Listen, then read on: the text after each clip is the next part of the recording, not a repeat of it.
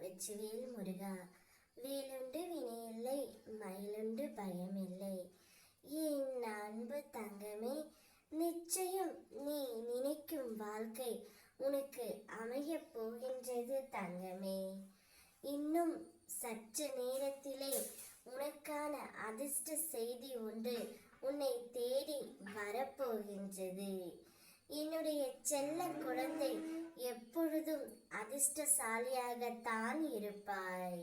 இரட்டிப்பு நன்மையும் உன் வீடு தேடி வர இன்று காத்து கொண்டே இருக்கின்றது. என் மீது நீ நம்பிக்கை இழக்கலாமா தங்கமே? என் மீது கோபப்படலாமா?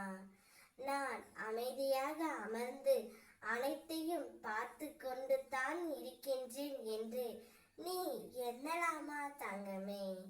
நான் பல நேரத்தில் உனக்கு உதவி செய்து இருக்கின்றேன்.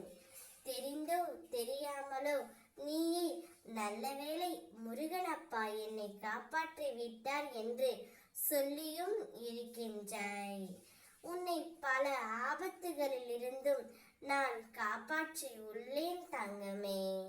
ஆனால் நீயோ கேட்டது ஏதாவது ஒன்று நிறைவேற இல்லை என்றால் உடனே முருகனப்பா நான் கேட்ட எதையுமே கொடுக்கவில்லை என்று அனைத்து பழிகளையும் என் மீது போட்டு விடுகின்றாய் தங்கமே.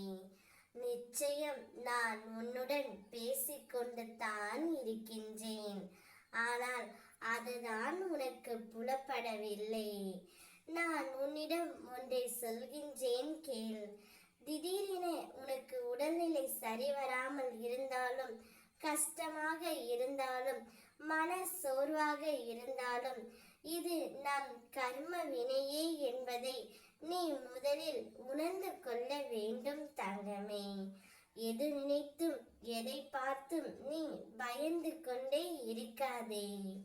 உன்னுடைய வாழ்க்கையை என்னுடைய கைகளில் நீ ஒப்படைத்து விட்டாய்.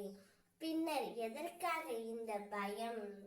நீ விரும்பிய வாழ்க்கையை உனக்கு நான் இப்பொழுது அமைத்து தரப்போகின்றேன். என் பிள்ளையான நீ எப்பொழுதும் அதிர்ஷ்டசாலிதான். இரட்டிப்பு நன்மையை இன்று உன் செவிகளில் நீ கேட்கப் போகின்றாய்.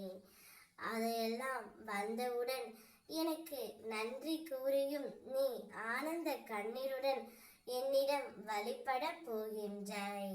நான் சொன்னதெல்லாம் நிறைவேற்றி விட்டீர்கள் முருகனப்பா என்று.